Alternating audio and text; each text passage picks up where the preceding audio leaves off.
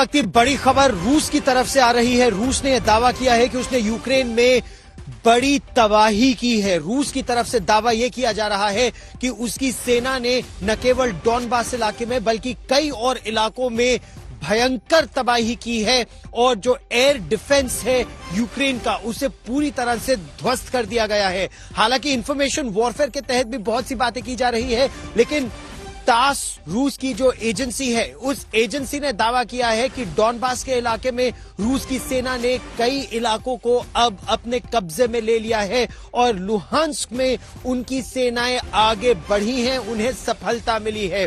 इस बात की औपचारिक पुष्टि अभी न यूक्रेन की तरफ से हुई है, न जमीनी स्थिति पर अभी इसकी पुष्टि हो पाई है लेकिन ये बड़ी बात अभी इस समय की जा रही है। रूस का दावा कि यूक्रेन में उसने भारी तबाही मचाई है। रूस के राष्ट्रपति व्लादिमीर पुतिन ने सवेरे साफ कर दिया था कि उनकी मंशा यूक्रेन की सेना को डीमिलिटराइज करने की है। वो यूक्रेन में एक ऐसा शासन लाना चाहते हैं जो नेटो के इशारे पर न नाचे, जो रूस की सुरक्षा के लिए बड़ा खतरा न हो, और इसीलिए उन्होंने कहा था कि उनकी सेना अब कार्रवाई करेगी। सेना को कार्रवाई करने की इजाजत दे दी गई है। इससे पहले रूस में ड्यूमा ने राष्ट्रपति पुतिन को ये इजाजत दे दी थी। ड्यूमा यानी रूस की संसद, रूस की संसद ने रूस के राष्ट्रपति व्लादिमीर पुतिन को ये इजाजत दे दी थी। वॉर भी छेड़ दिया जाता है, अलग अलग जगहों पर अपरिपक्व और पुष्ट खबरें आती रहती है।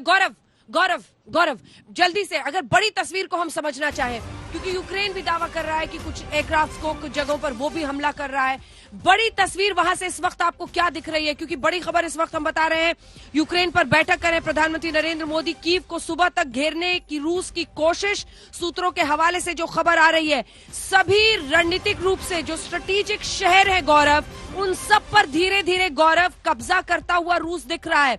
वो बहुत स्ट्रैटेजी से चल रहा है। वो ऐसे शहरों पर घुसेल से लेकर ऐसे शहरों पर कब्जा कर रहा है जिसके जरिए वो अन्य देशों से सहायता यूक्रेन को ना मिल पाए, ऐसी कोशिशें कर रहा है। बिल्कुल,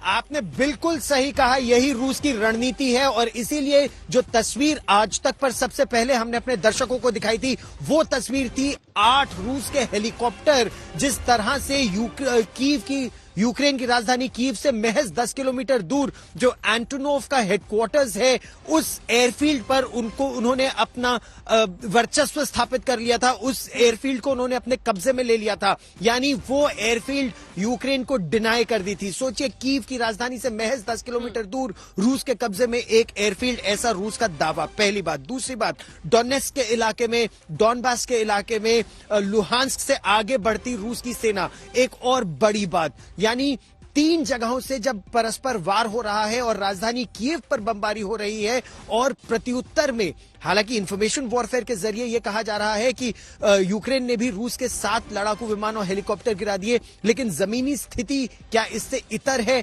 यह बड़ा प्रश्न है। और कितने समय तक यूक्रेन लड़ पाएगा रूस जैसी महाशक्ति से जब बाहर से मदद नहीं मिल पाएगी यूक्रेन को, यह दूसरा बड़ा प्रश्न है। और इंफॉर्मेशन वॉरफेयर का एक बहुत अहम हिस्सा है अंजना, जैसा भली भांति ही जानती है, और इसी के तहत रूस बहुत तेजी से अब कई इलाकों को अपने कब्जे में लेता हुआ एनिमी एयर डिफेंसेस को या एडवर्सरी के एयर डिफेंसेस को पूरी तरह से ध्वस्त करता हुआ अंजना, ये एक बड़ी खबर इस वक्त आ रही है।